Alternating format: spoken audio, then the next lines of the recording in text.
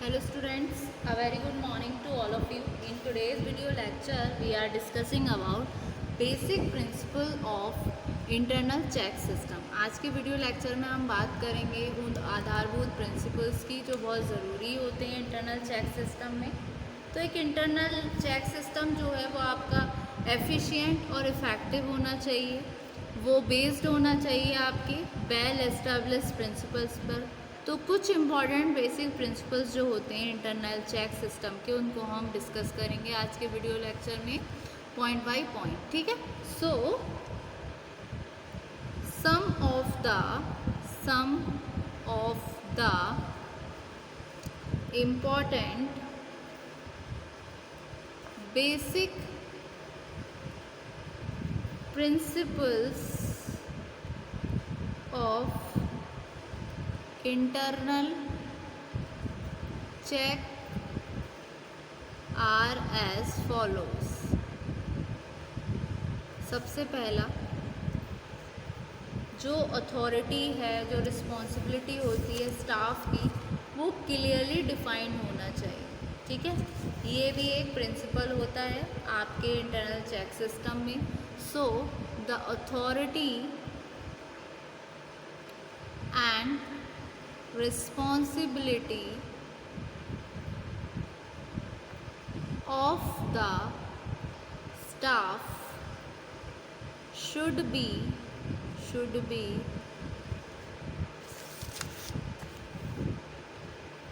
clearly defined, ठीक है। उसके अलावा क्या प्रिंसिपल हो सकता है कि कोई भी डुप्लीकेशन ना हो अथॉरिटी की और रिस्पॉन्सिबिलिटी की किसी भी लेवल पर, ठीक है। मतलब डुप्लीकेशन होनी ज़रूरी नहीं है, डुप्लीकेशन ना हो, जो कि एक बेसिक प्रिंसिपल है इंटरनल चेक सिस्टम का। तो next, there should not be any duplication of authority और रिस्पॉन्सिबिलिटी एनी लेवल, ठीक है। नेक्स्ट आता है स्टूडेंट आपके नेक्स्ट कि जितने भी आपका एक तरीके से इनकमिंग मेल्स हैं वो आपके होने चाहिए, ओपन होने चाहिए कुछ रिस्पॉन्सिबल ऑफिसर के द्वारा। मतलब ऐसा नहीं है कोई भी मेल्स को खोले और फिर इंफॉर्मेशन ले। तो एक इंटरनल चेक सिस्टम उस समय आपका इतना ज़्यादा मतलब सही नहीं हो पाता है चीज़ें, कुछ चीज़ें कॉन्फिडेंशियल रहें तो सही है। तो यानी कि जितने भी आपके इनकमिंग मेल्स हैं वो ओपन होने चाहिए कुछ रिस्पॉन्सिबल ऑफिसर्स के द्वारा। ये नहीं है कि कोई भी आपके मेल्स को ओपन कर सके, ठीक है। So all the incoming mails should be opened by some responsible officer। उसके बाद में स्टूडेंट आपका आता है कि जितने भी आपके डेब्ट्स हैं, क्लेम्स हैं और अकाउंट ऑफ रिटर्न है डिफेक्टिव गुड्स का, वो सैंक्शनड होने चाहिए किसी रिस्पॉन्सिबल ऑफिशियल के द्वारा, ठीक है। तो ये भी एक प्रिंसिपल होता है इंटरनल चेक सिस्टम का, ठीक है। So all bad debts, claims on account of return of defective goods should be sanctioned by responsible official, ठीक है। उसके अलावा एक प्रॉपर सिस्टम होना चाहिए रिकॉर्डिंग का, रिसीप्ट एंड इशू का, under the supervision of responsible officer. ठीक है, तो एक प्रॉपर तरीके से प्रॉपर सिस्टम होना चाहिए रिकॉर्डिंग का, रिसीप्ट एंड इशू के कब किस टाइम पे आपने गुड्स को रिसीव किया, कब ये इशू हुए, under the supervision of responsible official. तो नेक्स्ट आपका 5th, there should be a proper system of recording receipts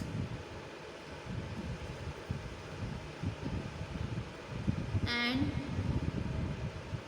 issue of goods under the supervision of responsible official। उसके अलावा जितने भी इम्पॉर्टेंट मैटर्स हैं आपके, जैसे कि वेरिफिकेशन हो करना है स्टॉक का, वैल्यूएशन करना है स्टॉक का, या पेमेंट ऑफ वेजेस हैं, ये जितने भी इम्पॉर्टेंट मैटर्स हैं ये आपके हैंडल्ड होने चाहिए कुछ रिस्पॉन्सिबल ऑफिसर्स के द्वारा, या फिर हम बोल सकते हैं उन असिस्टेंट्स के द्वारा जो अंडर कर सके सुपरविज़न में, स्ट्रिक्ट कंट्रोल में, हायर अथॉरिटीज़ के, यानी कि जो रिस्पॉन्सिबल ऑफिसर्स हैं उनके अंडर। तो इम्पॉर्टेंट मैटर जितने भी हैं आपके जैसे कि वेरिफिकेशन हो गए, valuation of stock, payment of wages etcetera, should be handled by some responsible officers. ठीक है, सो नेक्स्ट आपका प्रिंसिपल भी यही है इसका कि there should be important matters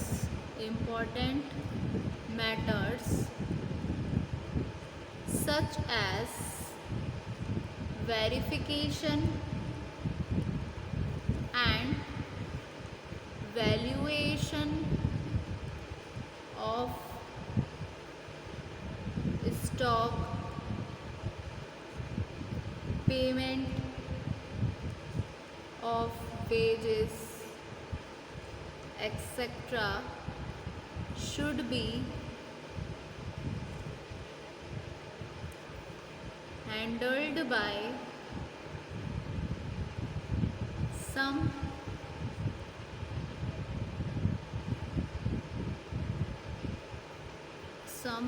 responsible officer।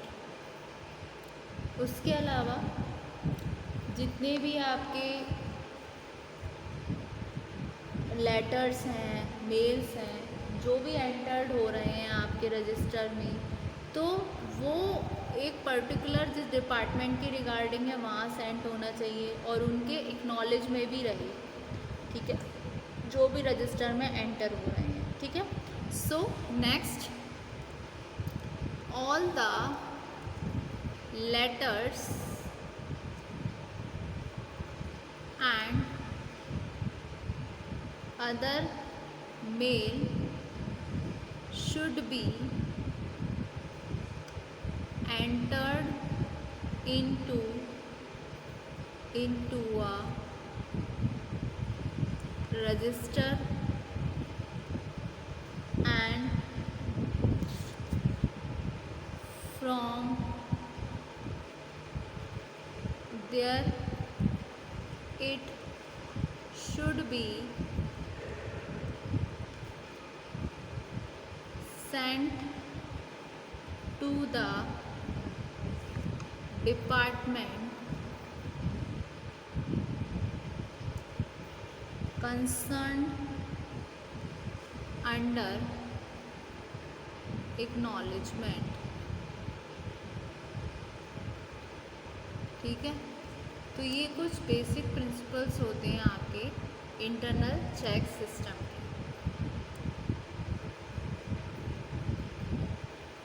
जिसमें आपके सबसे पहले आया कि जो अथॉरिटी है, रिस्पॉन्सिबिलिटी है स्टाफ की, वो क्लियरली डिफाइन कर दी जाए, जिससे कि उनमें कोई ये ना बचे कि किसकी क्या रिस्पॉन्सिबिलिटी है, उनको एक्चुअल में पता हो कि उनको करना क्या है, ठीक है। सो वो क्लियरली डिफाइंड होनी चाहिए। उसके अलावा कोई भी डुप्लीकेशन ऑफ अथॉरिटी ना हो, जिससे कि कंफ्यूज हो जो एम्प्लॉयज़ है वर्क कर रहे हैं कि उनको रिपोर्ट आखिर के किसको करना है। तो किसी भी तरीके की डुप्लीकेशन नहीं होनी चाहिए अथॉरिटी की, या फिर रिस्पॉन्सिबिलिटी नहीं होनी चाहिए डुप्लीकेशन एनी लेवल पर, ठीक है। और जितने भी इनकमिंग मेल्स हैं जो भी ओपन हो रहे हैं, कुछ रिस्पॉन्सिबल ऑफिसर्स के द्वारा हो, और जितने भी बैड डेट्स हैं, क्लेम्स हैं और अकाउंट ऑफ रिटर्न है डिफेक्टिव गुड्स का, वो सेंक्शन हो आपके रिस्पॉन्सिबल ऑफिशियल के द्वारा।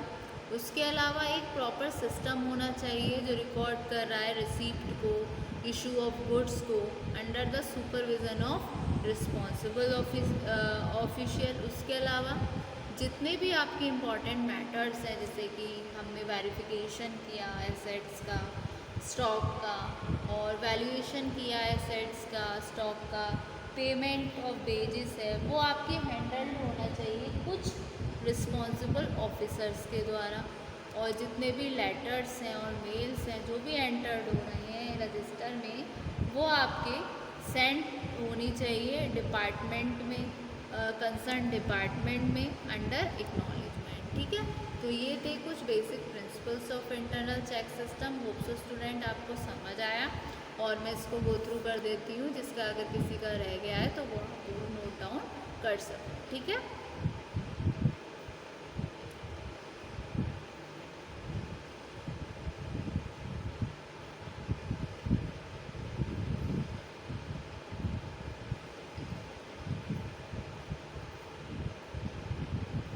Thank you so much.